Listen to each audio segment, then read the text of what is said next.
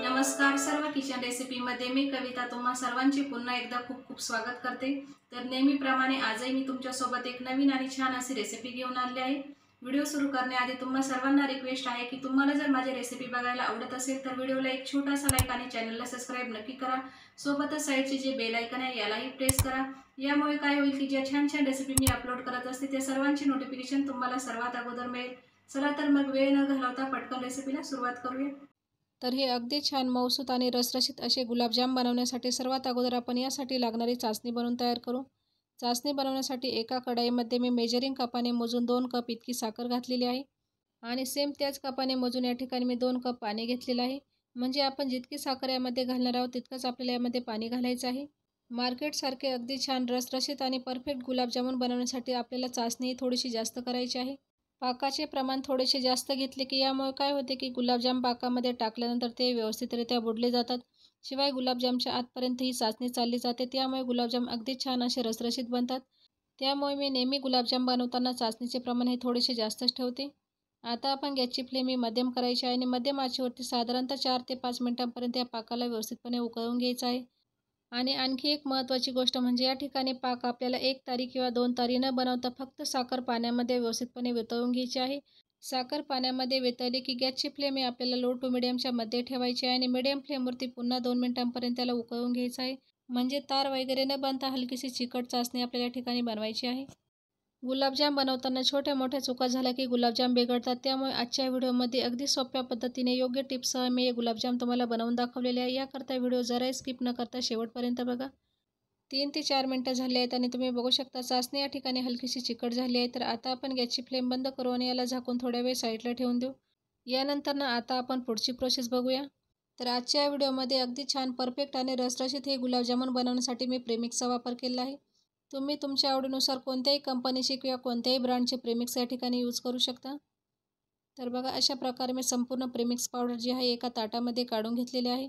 यानंतर हे पीठ भिजवण्यासाठी मी अर्धा कप इतकं दूध घेतलेलं आहे। थोडं थोडं दूध घालत आपण या पिठाला व्यवस्थितपणे भिजवून घ्यायचं आहे। अगदी छान असा सॉफ्ट डो आपल्याला या ठिकाणी लावून तयार करायचा आहे, म्हणजे जास्त घट्टही नाही आणि जास्त पातळही नाही। तुम्ही जर या ठिकाणी हलकंसं पीठ घट्टसर केलं तर यामुळे काय होते की गुलाबजाम तेलामध्ये टाकले की पटकन चिरतात, शिवाय त्याला आकारही व्यवस्थित देता येत नाही। त्यामुळे अशा प्रकारे मी थोडं थोडं दूध घालत अगदी छान असं मऊसूत याचा गोळा बनवून तयार करणार आहे। 2 ते 3 मिनिटांनंतर तुम्ही बघू शकता अगदी छान मऊसूत असं मी याला मळून घेतलेलं आहे। तर आता आपण यावरती झाकण ठेवून 10 मिनिटांपर्यंत याला असंच ठेवून देऊ, जेणेकरून हे पीठ व्यवस्थितपणे सेट होईल। नंतरच आपण गुलाबजाम बनवण्याची तयारी करूया। 10 मिनिटांनंतर पुन्हा एकदा झाकण काढू आणि पिठाला व्यवस्थितपणे मळून घेऊ। जवळपास हे डो या ठिकाणी अगदी छानपणे भिजलेले आहे। तर ताबडतोब आपण गुलाबजाम वळवण्यास घ्यायचे आहे।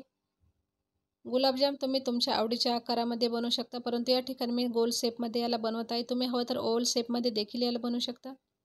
पीठ व्यवस्थित भिजले की अगदी छान असे मऊसूत गुलाबजामुन आपल्याला बनवून तयार करायचे आहे। तर बघा याच पद्धतीने मी एक एक करत संपूर्ण गुलाबजाम बनवून तयार करणार आहे। कोणताही छोटा मोठा सण असला की पाहुण्यांची रेलचेल ही चालूच असते। शिवाय घरामध्ये एखादी छोटी मोठी पार्टी आहे किंवा मुलांचा वाढदिवस आहे, तर अशा वेळी तुम्ही प्रेमिक्सपासून झटपट हे गुलाबजाम बनवू शकता। आणि बघा एक एक करत संपूर्ण गुलाबजामला मी व्यवस्थितपणे वळवून घेतलेले आहे। तर आता आपण लगेचच याला फ्राय करण्यास सुरुवात करूया। यासाठी गॅसवरती अगोदरच तेल मी गरम होण्यासाठी ठेवलेले होते। एक एक करत संपूर्ण गुलाबजाम यामध्ये टाकून घ्यायचा आहे।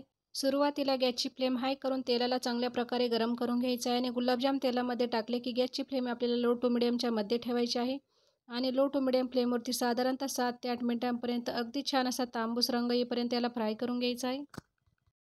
जर तुम्ही गुलाबजामला मोठ्या गॅसवरती फ्राय केले तर यामुळे काय होते की गुलाबजाम हे वरच्या साईडने पटकन लाल होतात, शिवाय आतमध्येही कच्ची राहण्याची शक्यता असते।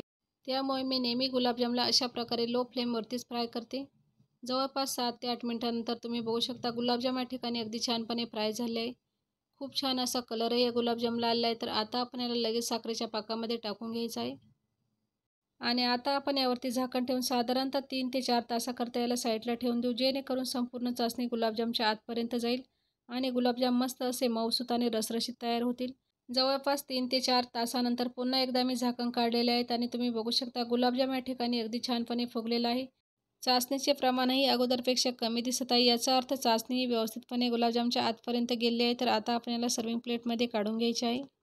जराही न तुटता न फाटता अगदी छान असे मऊसूत आणि रसरशीत गुलाबजाम या ठिकाणी तयार झाले आहे।